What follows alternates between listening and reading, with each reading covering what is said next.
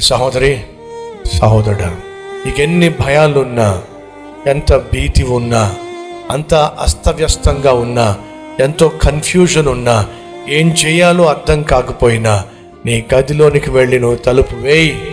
నా ప్రభు యొక్క కాంతి నీ మీద ప్రకాశిస్తుంది.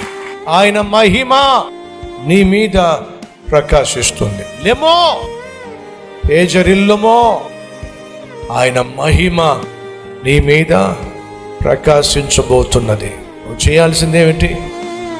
నీ ఒంటరిగా వెళ్ళి నీ గదిలో తలుపు వేసుకుని మోకరించి దేవునితో మాట్లాడు.